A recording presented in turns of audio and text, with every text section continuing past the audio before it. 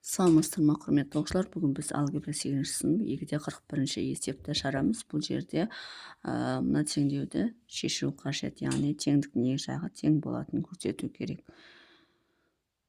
Олай болатын болса, мына теңдіктің сол жағынан теңдіктің оң жағынан теңдіктің сол жағына өткізсек, 5х плюс 3-тің квадраты, мына минус текті 5х плюс 3 яғни екеуінде таңбасы өзгеріп кетеді. Оны жақшаға алып жасайық. Егер ашатын болсақ, минус 5х минус 3 болады. Неге жақшаға алдым? Себебі 5х плюс 3 пен 5х плюс 3 екеуі бірдей өрнек болғандықтан, оны 5х плюс 3-ті ортақ көбейткіш жақшаның сыртына шығарып жіберуге болады. Сонда 5х плюс 3-тің квадратын 5х плюс 3-ке бөлсек, өзі қалады 5х плюс 3. Мына жақта өз-өзіне бөлсек, минус 1 қалады. Тең 0 болады. Сонда біз осында екі жақшаға жіктейді екенбіз. Біріншісі 5х плюс 3, екіншісі 3-тен 1 алдым, 2 болады, 5х плюс 2 болады, тең 0 болады. Енді осы жерден мына жақшадан мына жақшаны жеке-жеке 0-ге теңестіріп, x'терді табамыз, а жағдайы 5х плюс 3-ті 0-ге теңестіреміз. 5х-те теңдіктің оң жағына минус 3 болып өтеді. X біріміз, сонда минус 3 бөлінген 5 болады. Сонда бірінші жауабымыз минус 3 бөлінген 5. А жағдайы 5х плюс 2 тең 0. 5х теңдіктің оң жағына минус 2 өтеді. x2-міз минус 2 бөлінген 5 болады. Демек, екінші жауабымыз минус 2 бөлінген 5. Сонда бізде осындай x-іміз минус 5-тен 3 болғанда және минус 5-тен 2 болғанда мына екі теңдік орындалады екен. Енді бұл бірінші есеп. Енді екінші есепті шығарамыз. Екінші есеп бізде 3х плюс 10-ның квадраты тең 3х плюс 10. Енді мына 3х плюс 10-ды теңдіктің сол жағына өткіземіз. 3х плюс 10-ның квадраты минус 3х плюс 10 деп өткізе салсақ болады. Жақшаны ашсақ, екеуі де минус болады. Енді 3х плюс 10-ның квадраты мен 3х плюс 10 екеуі бірдей өрнек болғандықтан 3х плюс 10-ды жақшаның сыртына шығарып жібереміз. Сонда бізде мына жерде 3х плюс 10-ның өзі болады. Өйткені квадратты өзіне бөлсек, өзі шығады. Минус өзіне бөлсек 1 болады. Тең 0 болады. Енді 3х плюс 10 бірінші жақса сол күйінше қалады. Екінші жақша 3х 10-нан 1 алынып, плюс 9 болады.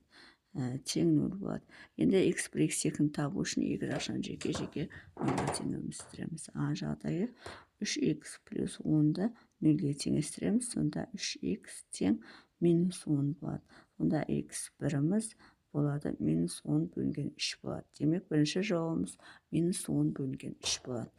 Енді екінші жағдайы 3х плюс 9-ды 0-ге теңестіреміз. 3х тең теңдіктің оң жағына минус 9 болып өтеді. Сонда x2-міз минус 9 3-ке бөлсек минус 3 болады. Сонда x-міз минус 10 бөлінген 3-те және минус 3 болған кезде теңдіктің екі жағы тең болады екен.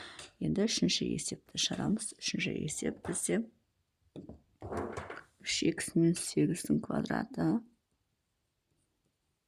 тең 3х квадрат минус 8х. Енді осы жерден 3х минус 8-тің квадраты деп қалдырайық та, мына екеуінен x-ті жақшаның сыртына шығарайық, сол кезде 3х минус 8 болады. Енді осының бәрін теңдіктің сол жағына өткіземіз. 3х минус 8-тің квадраты, енді мынаның алдына минус қоямыз, минус x, 3х минус 8 тең 0. Енді осы жерде мына екі өрнек бір-біріне тең болғандықтан 3х минус 8-ді жақшаның сыртына шығарып жіберуге болады. Сонда мына жерде 3х минус 8 болады. Мына жерде өз-өзіне бөлсек минус x қалады, тең 0 болады. Енді мынау 3х минус 8 сол күйінше қалады да 3х-тен x алынып, 2х минус 8 тең 0 болады. Сонда а жағдайы 3х минус 8 0-ге тең болғанда 3х-іміз қалады 8 болады, x1-іміз 8 бөлінген 3 болады. Ә жағдайы 2х минус 8-ді 0-ге теңестіреміз. 2х тең 8 болады, x2 тең 8-ге бөлсең 4 болады. Бұл бізде бірінші және екінші жауаптар. Төртінші 4х плюс 5-тің квадраты тең 5х квадрат плюс 4х. Енді осы жерден мынаны өзін жазайық. 4х плюс 5-тің квадраты n-ның теңдігін сол жағына өткізейік, және минус x-қа өткізейік, иә, сонда 5x плюс 4 болады. Тең тура жаңағыдай x жақшаны сыртына шығарып жібердік қой, тура солай x жақшаны сыртына шығарып жіберсе, және теңдігін сол жағына өткізсек, міне осылай болады. 4x плюс 5 бар, мына жерде 5x плюс 4.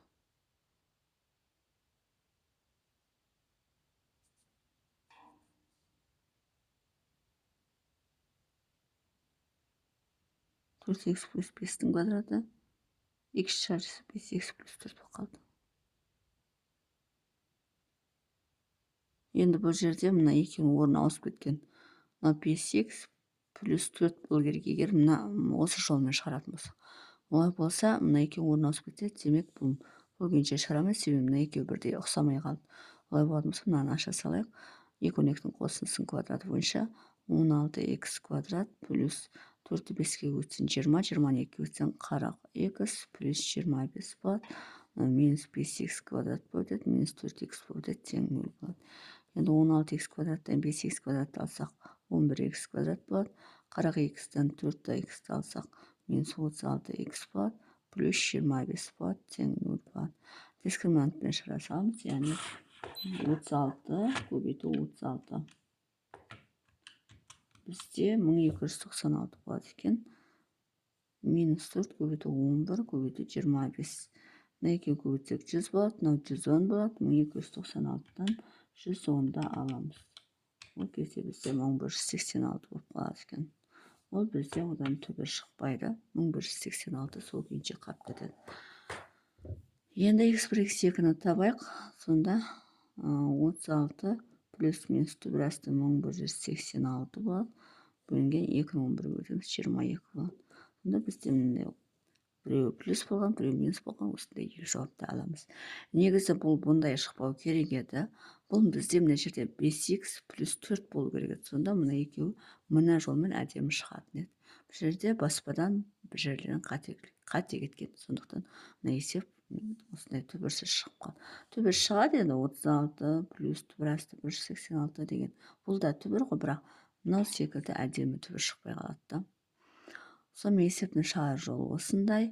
Егер есептің шығар жолы түсінікті болса, лайк басып, комментарий жазып, каналыма тіркеліп кетсеңіздер болады.